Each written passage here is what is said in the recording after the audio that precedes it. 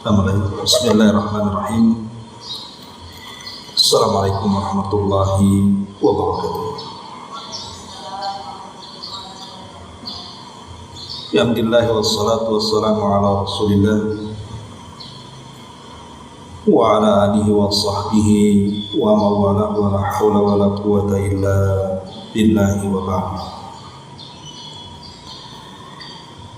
Kita lanjutkan kembali kajian kita, masih membahas kitab Umdatul Ahkam, dan kita masuk pada hadis ke-66. Kita baca hadisnya baru kita jelaskan. An Abdullah bin Umar radhiyallahu anhuma qala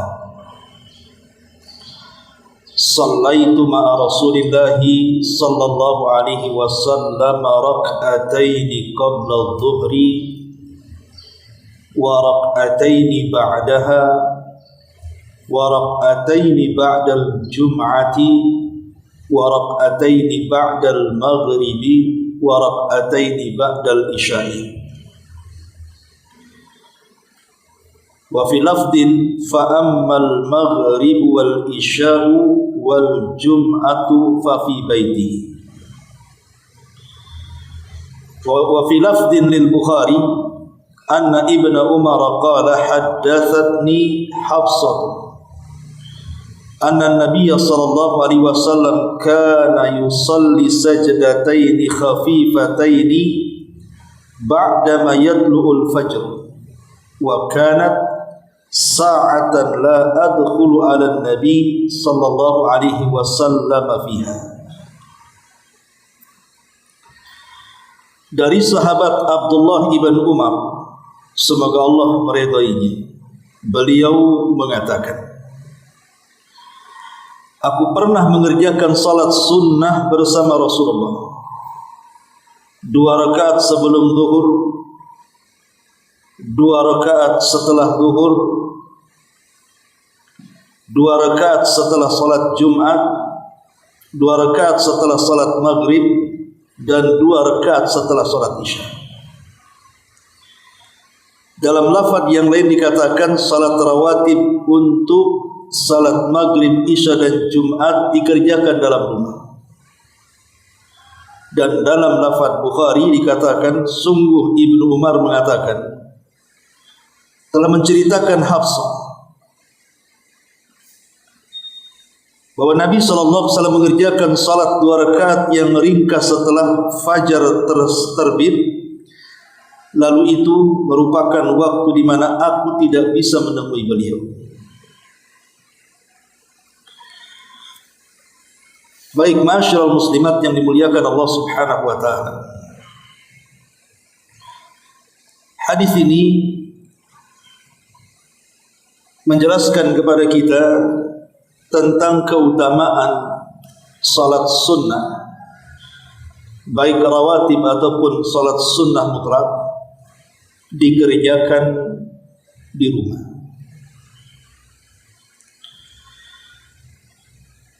Memang terjadi perselisihan para ulama tentang mana yang lebih afdal melaksanakan salat sunnah ini, di masjid ataukah di rumah. Kalau salat maktubah, salat wajib, tentu jelas hukumnya. Bagi laki-laki tentu lebih afdal di masjid, bahkan ada yang mengatakan wajib. Tapi bagi wanita tentu lebih baik di rumah, tetapi tidak ada halangan untuk melaksanakannya di masjid. Namun bagaimana pula dengan salat sunnah, baik rawatib, nafilah atau yang lainnya? Maka jumhur, mayoritas para ulama mengatakan bahwa seluruh salat rawatib itu lebih afdal dikerjakan di rumah. Dan sebagian yang lain mengatakan tidak ada bedanya, apakah rawatib ataupun nafilah, semua lebih afdal dikerjakan di rumah. Bahkan Al-Imam An-Nawawi mengatakan la khilafa fi hadza indana, tidak ada khilaf dalam mazhab kami, maksudnya Syafi'i, bahwa seluruh salat sunnah itu lebih afdal dikerjakan di dalam rumah. Walaupun tentunya juga ada yang berpendapat lain, seperti yang dikatakan oleh Imam Malik dan Al-Thawri, dilihat waktunya. Kalau sunnah-sunnah yang dilakukan di siang hari, tentu lebih afdal dikerjakan di masjid. Tapi kalau sunnah-sunnah yang disyariatkan di malam hari, maka lebih baik dikerjakan di rumah. Jadi kalau siang dikerjakan di masjid, kalau malam dikerjakan di rumah. Tetapi secara umum disebutkan oleh para ulama, di antaranya tercantum dalam Syarah Sahih Bukhari, mengatakan bahwa secara umum salat-salat nafilah, salat-salat sunnah, baik rawatib ataupun salat sunnah, dikerjakan di rumah secara mutlak itu lebih afdal. Karena Nabi SAW beliau mengerjakan kebanyakan salat sunnah itu di rumahnya.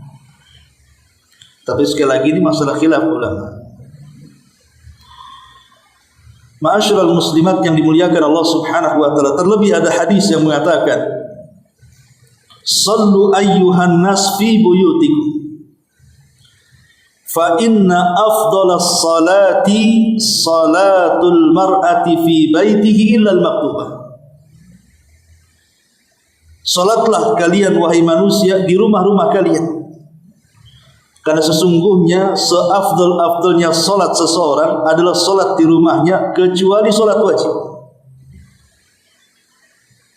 Bahkan Umar bin Khattab radhiyallahu an sampai mengatakan, salatul mar'i fi baitihi nurun fanawwiru buyutakum.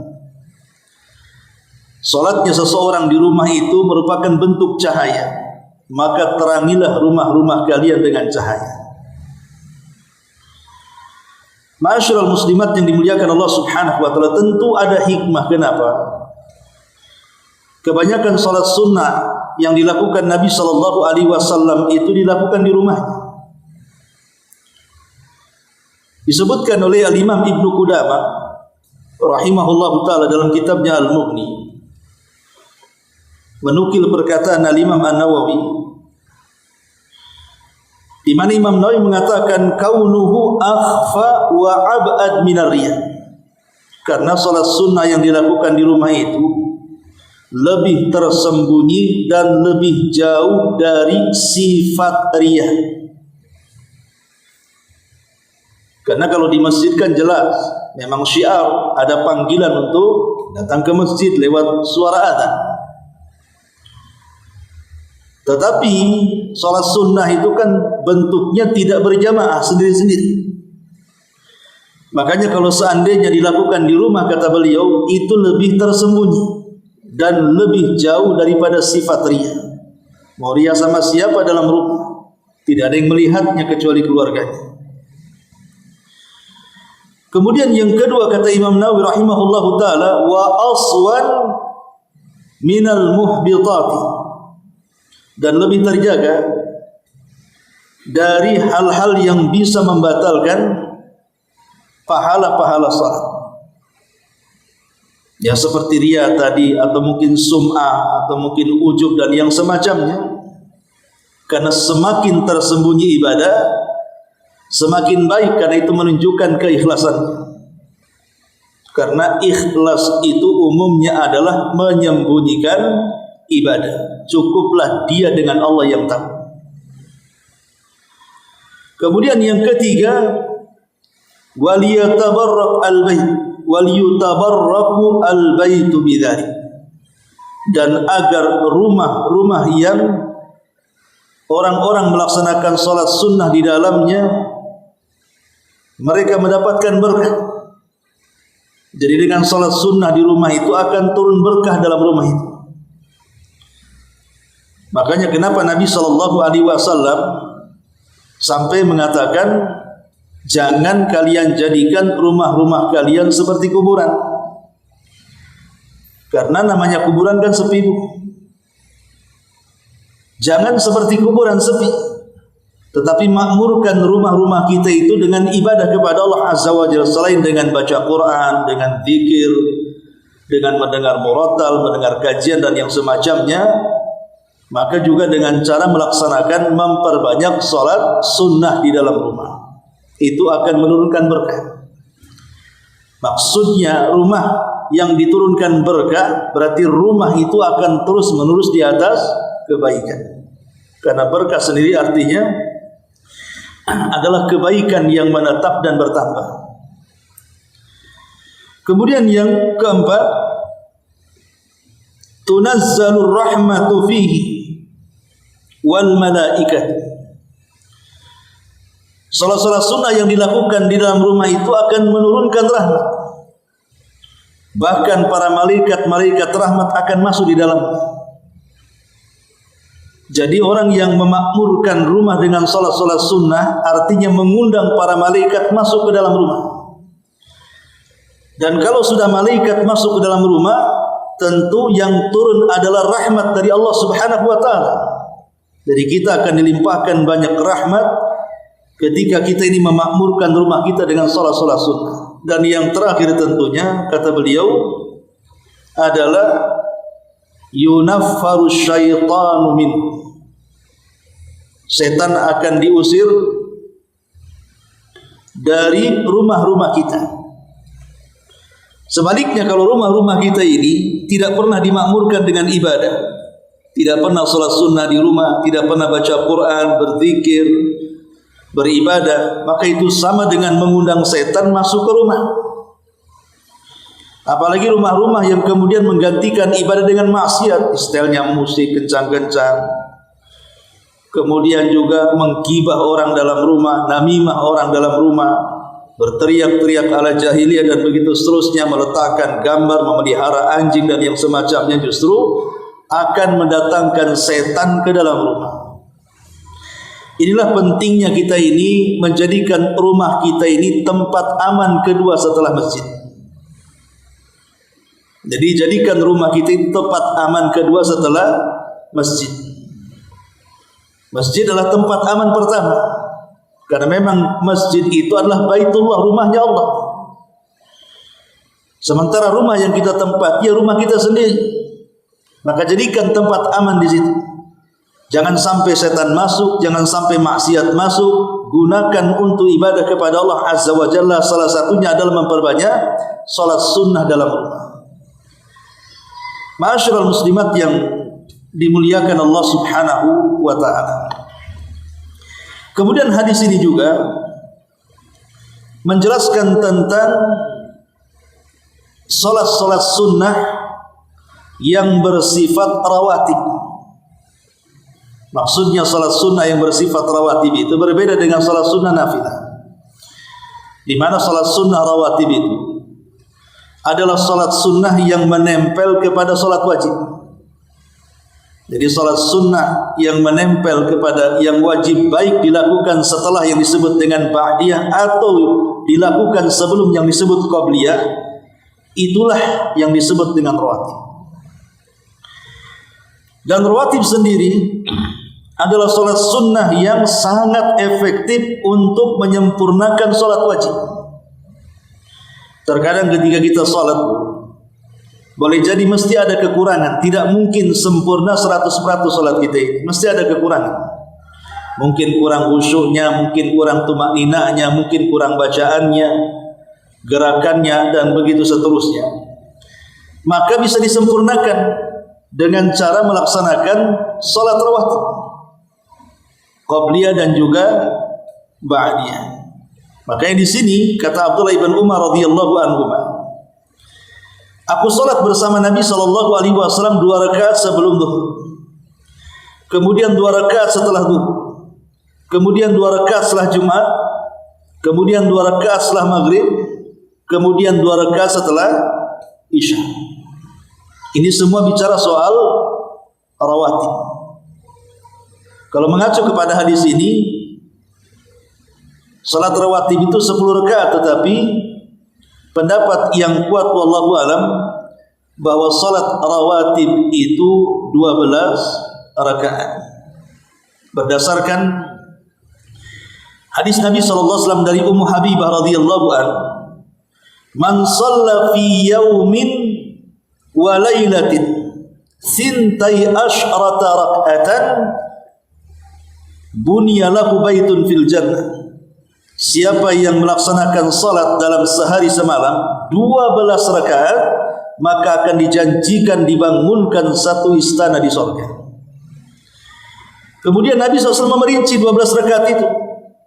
Kata Nabi SAW, arba'an qabla dhuhri, 4 rakaat sebelum zuhur. Arba'an qabla dhuhri, 4 rakaat sebelum zuhur. Wa rak'ataini ba'dah, kemudian 2 rakaat setelahnya jadi 6.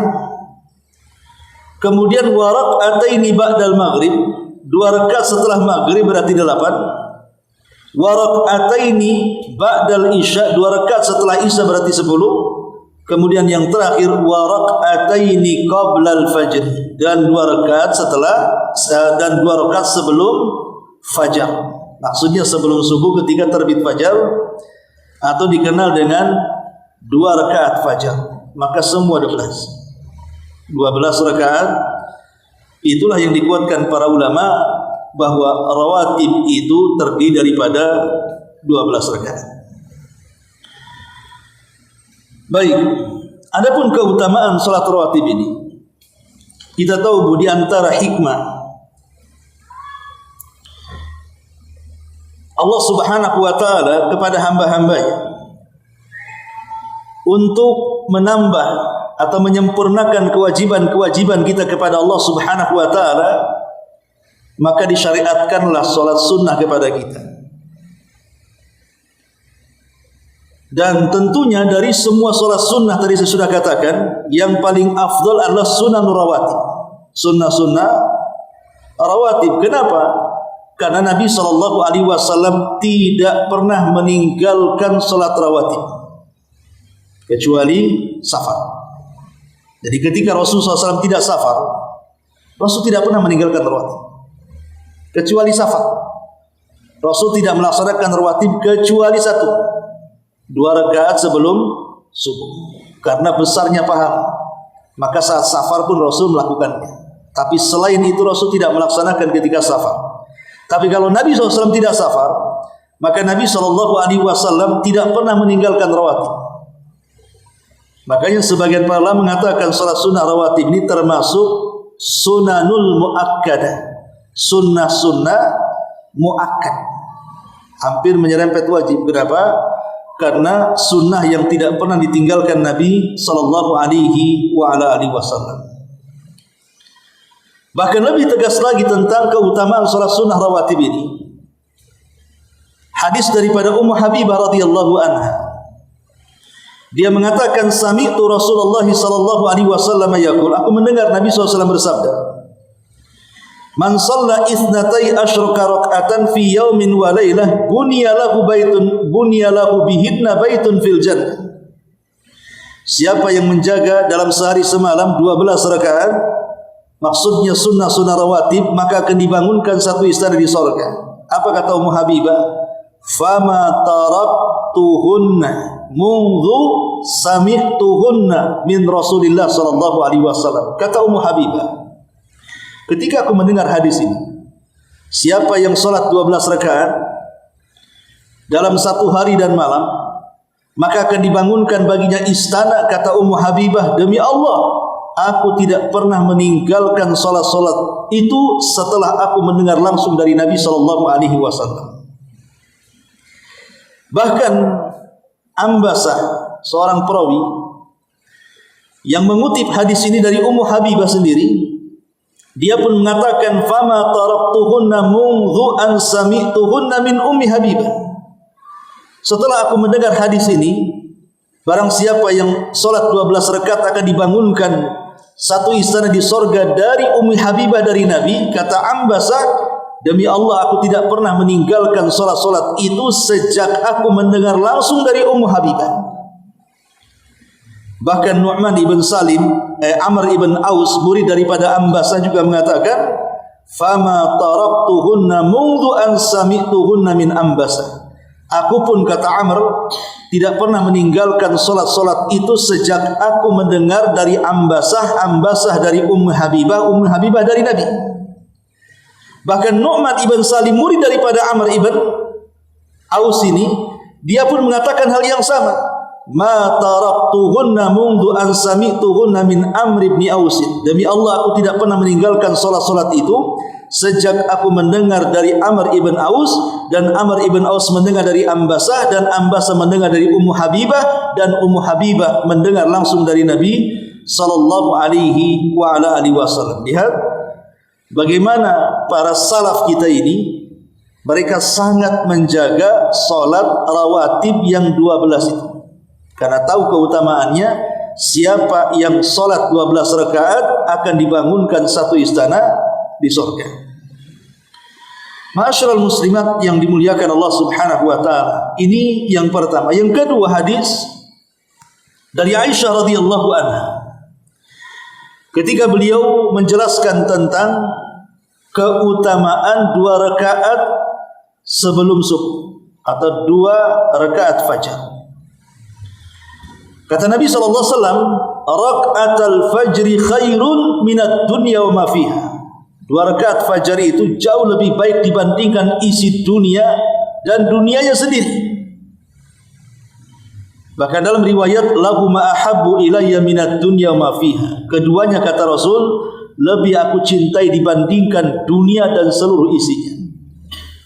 Kita tahu bahwa dunia dan semua isinya adalah kesenangan manusia. Siapa yang tidak ingin dunia? Semua kita ingin dunia, ingin rumah megah, kendaraan mewah, tanah luas, uang di mana-mana, mau apa saja tinggal minta dan begitu seterusnya. Siapa yang tidak ingin dunia? Tapi Rasul mengatakan 2 rakaat fajar jauh lebih kucintai dibandingkan dunia dan isinya. Makanya Rasul tidak pernah meninggalkan 2 rakaat fajar, baik ketika mukim atau ketika safar, karena besarnya pahala. Ma'asyiral muslimat yang dimuliakan Allah Subhanahu wa taala. Bahkan ketika Nabi sallallahu alaihi wasallam menjelaskan tentang salat sunnah zuhur, kata Nabi sallallahu alaihi wasallam, "Innaha sa'atun tuftahu fiha abwabus sama." Sesungguhnya di waktu zuhur itu, ibu melaksanakan 2 rakaat atau 4 rakaat sebelum zuhur atau setelahnya. Di situ adalah jam-jam di mana pintu-pintu langit dibuka. Wa uhibbu an yas'ada li fiha amalun saleh. Dan aku, kata Rasul, sangat ingin di waktu-waktu itu amalan salehku terangkat ke langit. Jadi justru di waktu zuhur kita melaksanakan qabliyah dan ba'diyah, itu adalah waktu di mana pintu-pintu langit akan terbuka. Dan ini menunjukkan keutamaan apa? Salat sunnah qabliyah dan ba'diyah zuhur. Karena waktu itu amalan kita diangkat ke langit dan Allah Subhanahu wa taala melihatnya. Ma'asyiral muslimat yang dimuliakan Allah Azza wa Jalla, bahkan disebutkan dalam riwayat yang lain, "Man hafadha ala arba'i raka'atin qabla dhuhri wa arba'i ba'daha harramahu Allahu 'alan nar." Siapa yang menjaga 4 rakaat sebelum zuhur dan 4 rakaat setelah zuhur, Allah haramkan baginya api neraka. Lihat, selain amal-amal kita diangkat ke langit, lebih daripada itu neraka dijauhkan dari wajah kita. Melaksanakan 4 rakaat sebelum zuhur dan setelahnya, maksudnya qabliyah dan ba'diyah zuhur. Ma'asyiral muslimat yang dimuliakan Allah Subhanahu wa taala. Dan banyak lagi fadilah-fadilah melaksanakan salat rawatib. Ma'asyiral muslimat yang dimuliakan Allah Azza wa Jalla. Adapun bacaan-bacaan yang diajarkan Nabi sallallahu alaihi wasallam dalam salat rawatib ini memang berbeda-beda. Seperti Nabi SAW mengajarkan kepada kita dalam 2 rakaat fajar. Apa yang diperintahkan Rasul untuk baca? Pertama, rakaat pertama qul ya ayyuhal kafirun. Rakaat kedua qul huwallahu ahad, dan dua-duanya disebut suratul Ikhlas. Dua-duanya disebut suratul Ikhlas. Adapun dalam rawatib maghrib juga Nabi SAW membaca dua surat ini. Jadi dua rakaat setelah maghrib, maka Nabi SAW membaca di rakaat pertama qul ya ayyuhal kafirun, dan di rakaat kedua membaca qul huwallahu ahad. Ma'asyiral muslimat yang dimuliakan Allah Subhanahu wa taala. Lah di sini dalam hadis Nabi SAW mengatakan wa rak'ataini ba'dal jum'ati, dan dua rakaat setelah Jumat. Ada sebagian orang yang melakukan dua rakaat sebelum Jumat, terutama setelah azan kedua.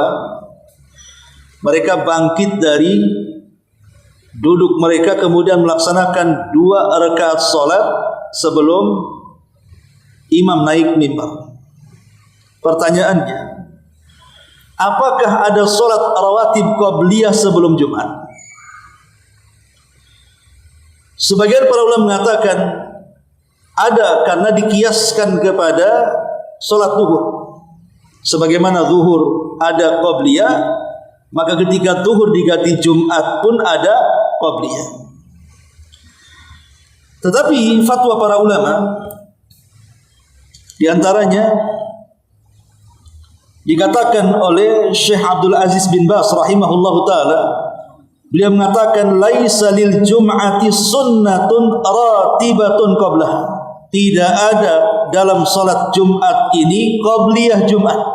Maksudnya tidak ada salat rawatib sebelum Jumat.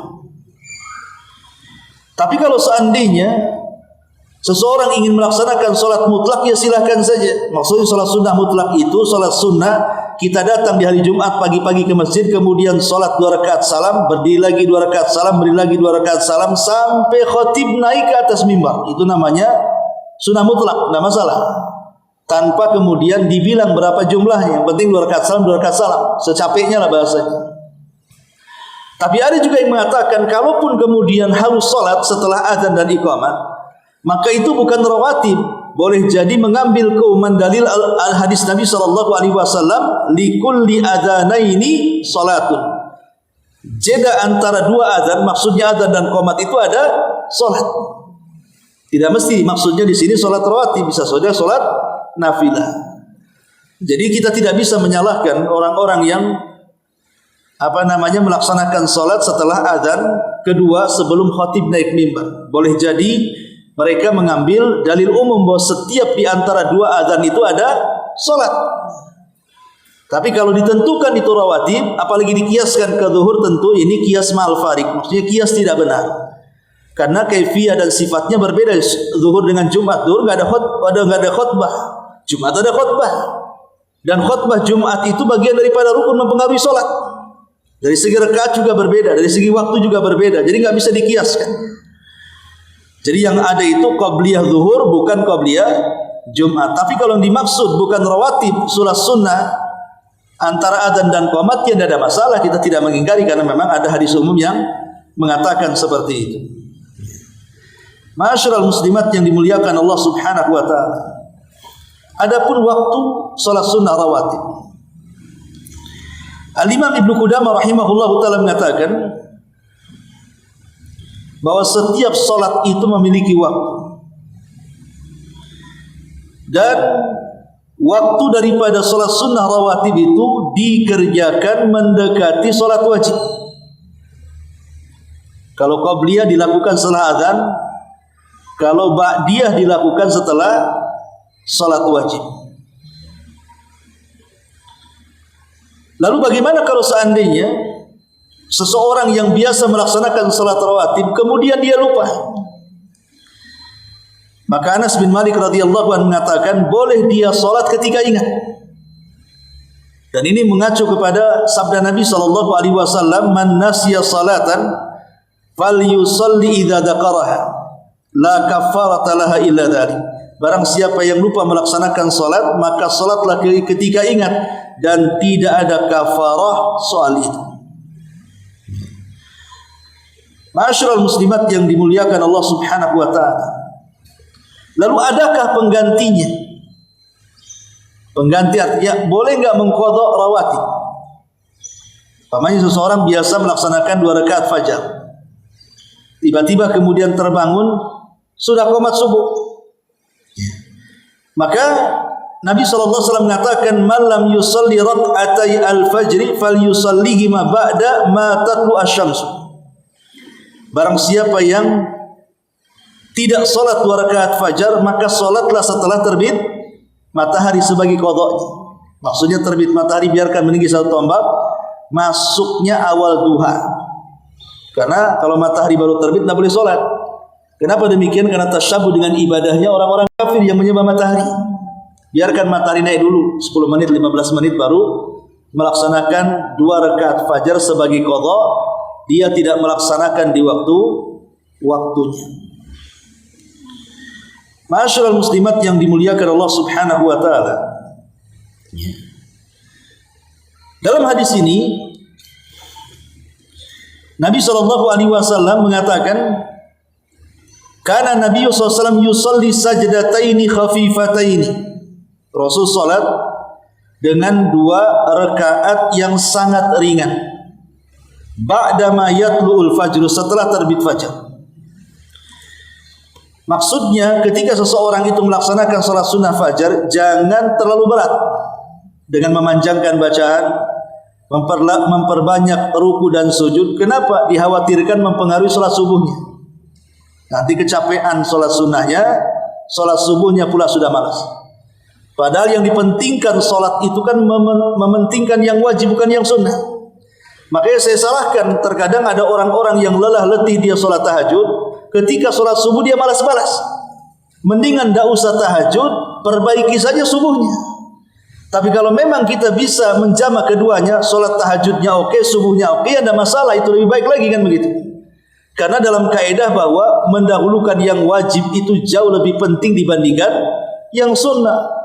Kok bisa salat malamnya khusyuknya luar biasa, ketika subuhnya malas-malas? Di mana akalnya? Sementara kita tahu bahwa subuh wajib, sunnah itu, salat malam itu sunnah. Tentu yang wajib lebih utama dan lebih berpahala dibandingkan yang sunnah. Makanya saya nasihatkan, kalau memang sudah lelah salat malam, jangan dipaksa, tidur saja.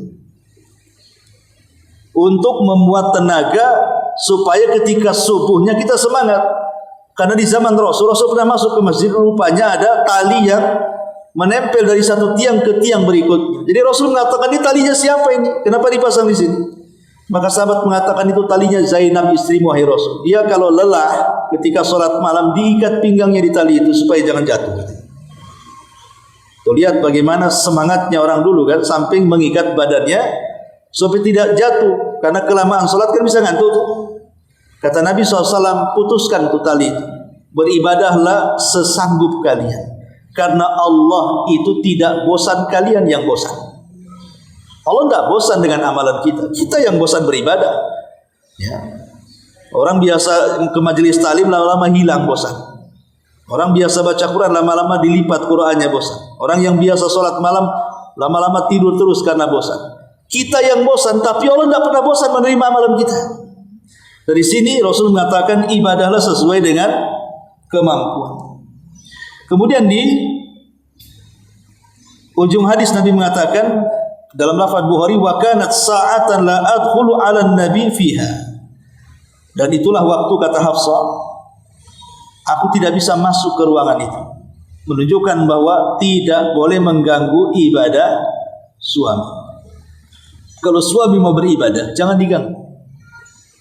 Ya ibadah itu apa saja, entah dia mencari nafkah ya ibadah, berdakwah ya ibadah, sholat ya ibadah, pokoknya yang sifatnya ibadah.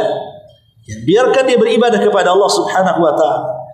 Lihat perkataan Hajar ketika diletakkan oleh Ibrahim di tanah tandus di sisi Baitullah Al-Haram. Ketika dia tahu ini perintah Allah, apa kata Hajar? Idhab fala yudayyunallah. Pergi engkau, tidak perlu aku ganggu kamu, pergi engkau, karena kalau ini perintah Allah, aku yakin Allah tidak mungkin menyanyiakan aku di sini. Jadi Hajar tidak mau pusing dengan Ibrahim, padahal sudah jelas bekalnya hanya cukup 2-3 hari. Sementara ditinggalkan di tanah tandus, tidak ada orang, tidak ada binatang, tidak ada pohon, tidak ada makanan, tidak ada minuman.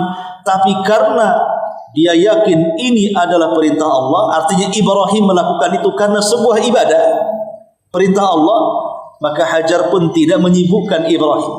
Karena ini tahu perintah Allah Subhanahu wa taala. Dari sini faedahnya seorang istri tidak boleh mengganggu ibadah suami kalau dia melaksanakan perintah Allah Subhanahu wa taala.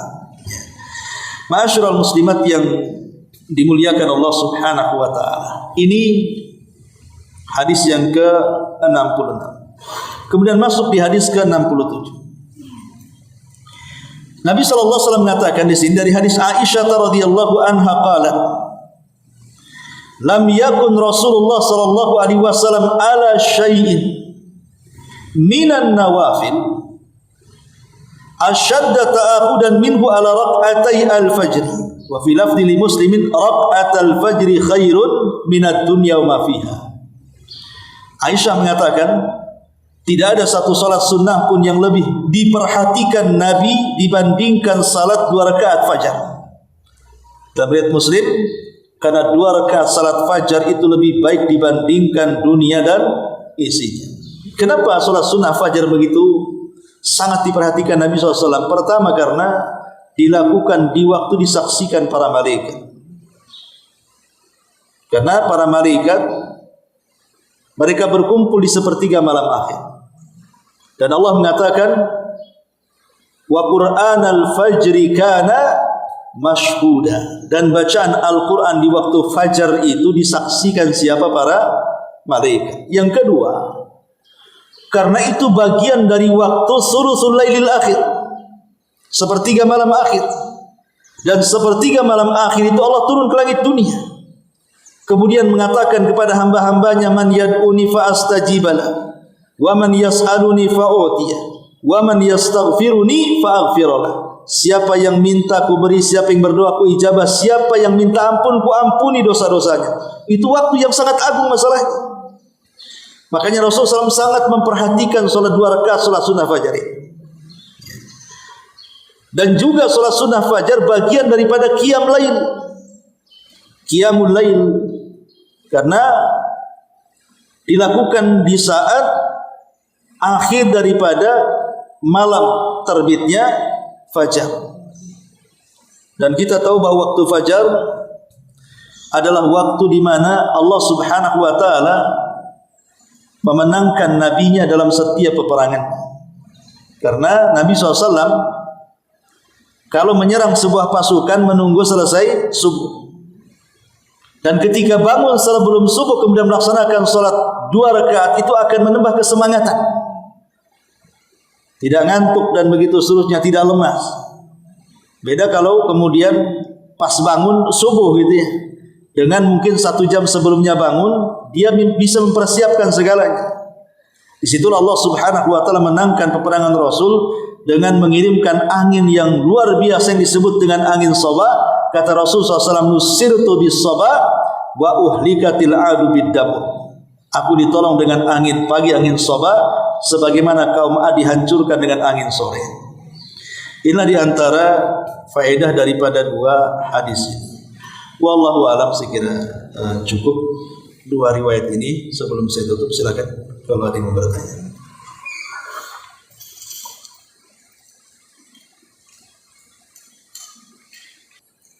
Sedang haid, kemudian bersih di waktu subuh. Iya, itu sebelum subuh ketika mandi, itu nggak biasa, nggak keluar, terus dari mandi itu sholatnya berapa? Ya begini maksudnya, saya paham. Tapi kan paham bahwa setiap perempuan itu kan ada masa kebiasaan. Masa kebiasaan itu artinya, saya biasanya seminggu kering, atau 5 hari kering, atau 6 hari kering. Bahkan ada yang cepat, ada yang lambat kan gitu. Seorang wanita harus tahu kebiasaan itu. supaya jangan meninggalkan sholat atau sholat ketika sedang haid. Disangkanya sudah kering, rupanya tidak, karena tidak tahu kebiasaan. Atau disangkanya masih haid, rupanya tidak haid, sudah bersih, akhirnya meninggalkan yang wajib. Makanya harus tahu kebiasaannya. Ya. Jadi kalau seandainya apa yang ditanyakan tadi,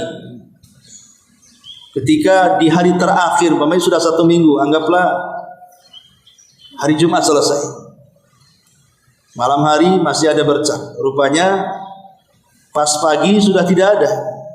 Harusnya dipastikan untuk pagi hari sebelum subuh, karena kalau itu memang batas akhir bersihnya haid dan itu menurut kebiasaan, harusnya sudah dipastikan setiap hendak melaksanakan sholat wajib, supaya jangan meninggalkan yang wajib.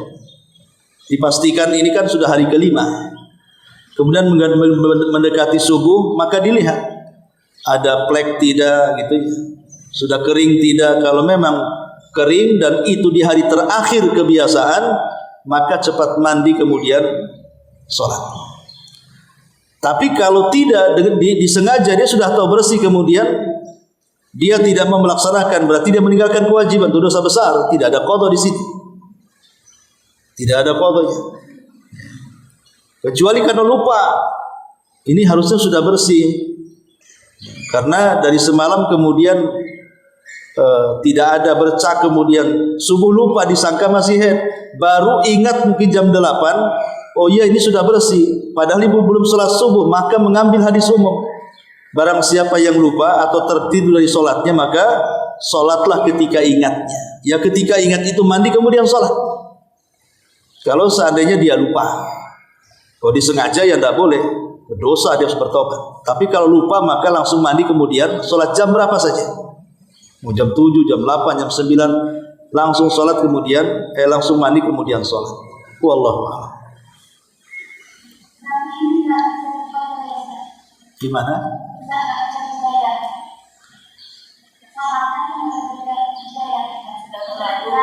Oh sudah berlalu.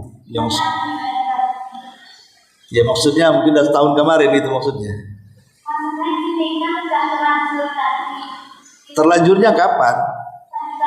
Oh tadi pagi. Iya. Iya. Ya kalau tadi pagi, cara mengqadhanya besok sholat subuh 2 kali. Ya bisa seperti itu. Jadi sholat subuh 2 kali namanya. Sholat subuh lagi, nanti sholat subuh lagi sebagai qadhanya. Enggak bisa sekarang, Ustaz. Apanya? Ya karena sudah kalau sekarang bisa masuk, belum zuhur bisa. Kalau setelah lewat zuhur atau asar, berarti kan sudah lewat 2 sholat wajib kan? Karena sholat subuh itu kan tidak boleh harus tartib. Tartib itu kan subuh, zuhur, asar itu tartib.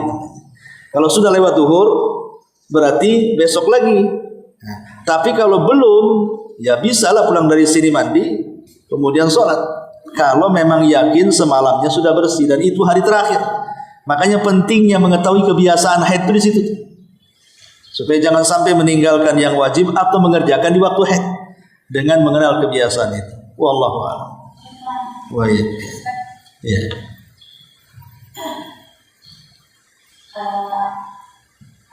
Anda mendengar penjelasan dari Ustaz yang mengatakan, Ustaz, kalau seandainya pada saat kita awal haid, contohnya misalnya di waktu asar,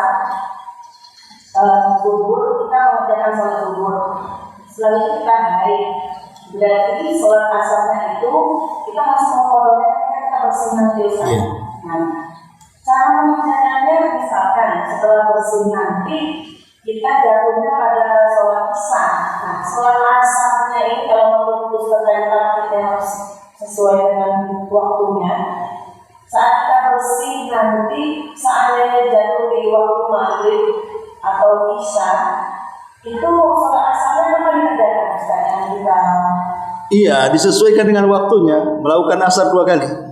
Berarti besok ya? Iya, jadi asar dulu, asar qadha, baru sholat asar yang hari itu sholat asar 2 kali. Nah, kalau seandainya kita bersih di waktu asar hari ini, isya, Ustaz, berarti kita kerjakan malam dulu ya, Ustaz, baru misalnya. Iya, qada dulu. Nah, Iya. Wallahu a'lam.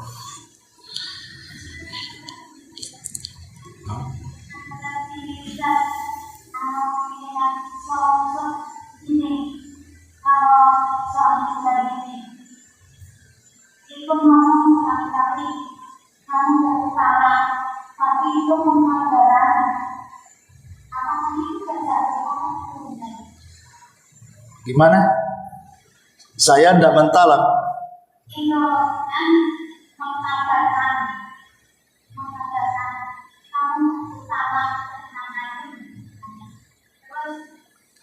Yang menghabarkan siapa?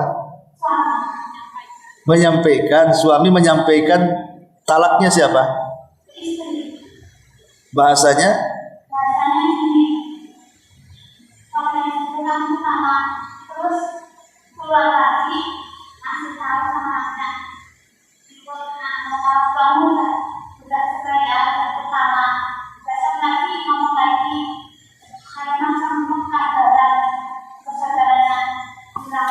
Itu jatuh talak. Walaupun istrinya tidak tahu ditalak, kemudian dihabarkan kepada orang, saya sudah ceraikan istri saya, itu sudah jatuh talak. Tidak mesti harus langsung ke orangnya.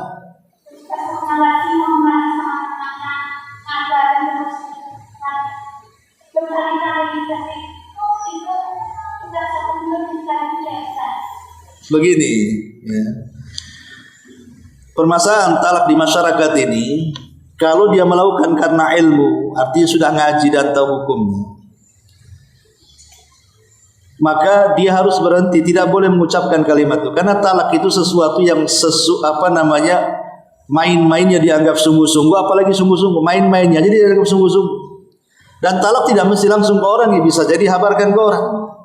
Ngomong sama orang tua, saya sudah menceraikan anak, jatuh talak. Ya. Atau nyanyi di kamar mandi, ku talak istriku, istrinya dengar, ada lagi nyanyi dia. Jatuh talak. Jangan main-main masalah talak itu. Karena juga talak mudah, rujuknya juga mudah. Tetapi terkadang di masyarakat itu ada orang yang mudah mentalak-talakan istri, entah ratusan, entah ribuan kali, ya, karena ketidakfahamannya. Terus apakah sudah jatuh 3 talak? Maka sebaiknya datang ke pengadilan agama.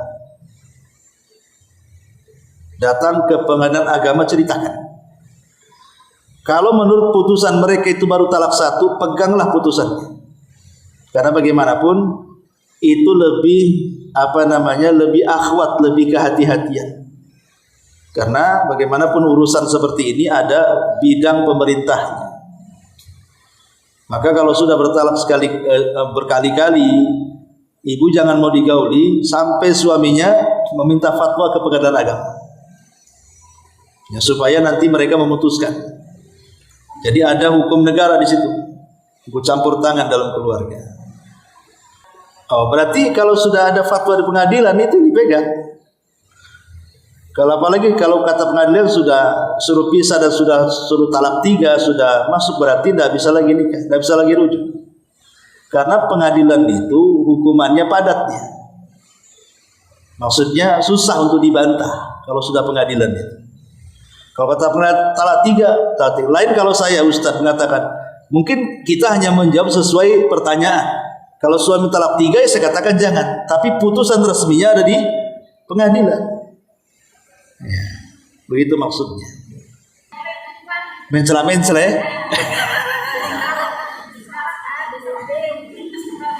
Itu suaminya coba dibawa ke rumah sakit jiwa, diperiksa akalnya itu. Jangan gila pula dia.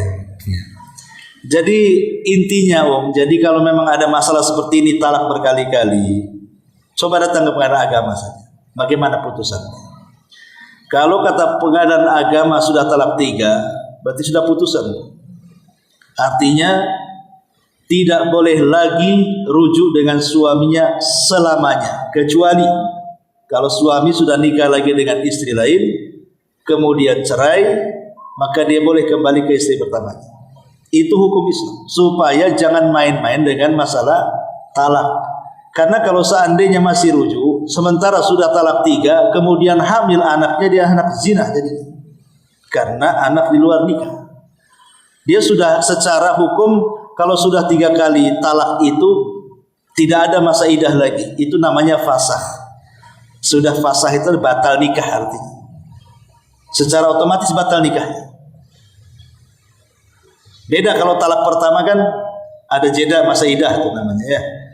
Jeda masa idah. Talak kedua juga sama. Kalau talak ketiga tidak selesai sudah. Gak bisa rujuk lagi.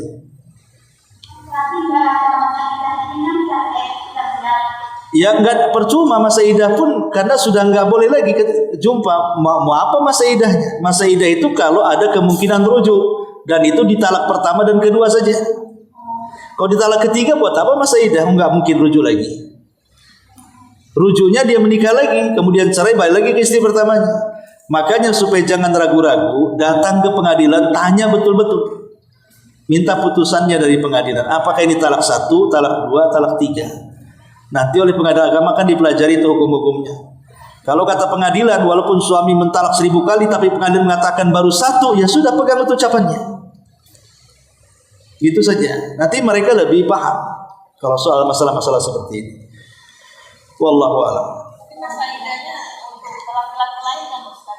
Apanya? Masa idahnya untuk laki-laki. Iya, kalau untuk laki-laki lain nggak apa. Maksudnya untuk suaminya, saya katakan fasakh itu untuk suaminya nggak ada masa idah. Kalau untuk yang lain mau nikah lain lagi ceritanya. Kita bicara tentang suaminya kan gitu. Kalau bagi laki-laki lain tetap ada talak, ada masa idah setelah diceraikan, ada masa idah ketika hamil dan begitu seterusnya. Itu babnya lain.